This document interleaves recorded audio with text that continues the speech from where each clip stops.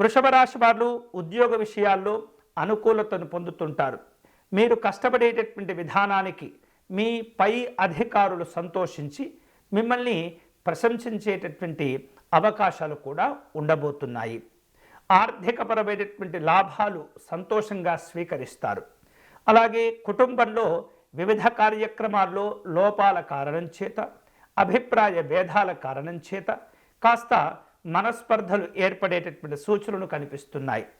ఒత్తిడి పెరగకుండా ఓపికతో వ్యవహరించండి.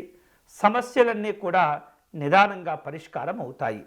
అంతేకాకుండా వృషభ రాశి వాళ్లకు ఈ వారంలో వ్యాపారపరమైనటువంటి అంశాల్లో కొన్ని ఒప్పందాలు కుదుర్చుకునే అవకాశాలు ఉంటాయి.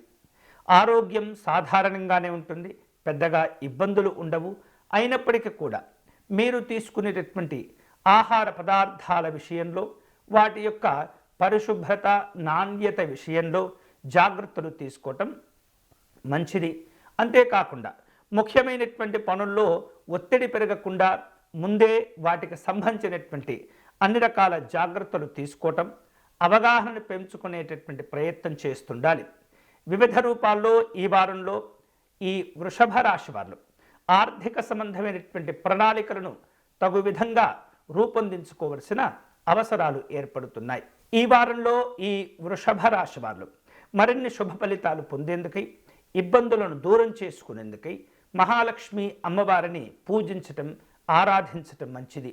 వీలైతే కనుక తెలుపు రంగులో ఉన్నటువంటి పుష్పాలను సేకరించి మహాలక్ష్మి అమ్మవారికి పుష్పార్చన నిర్వహించండి. లక్ష్మీ అష్టోత్తర శతనామ స్తోత్రమును పారాయణం చేయండి.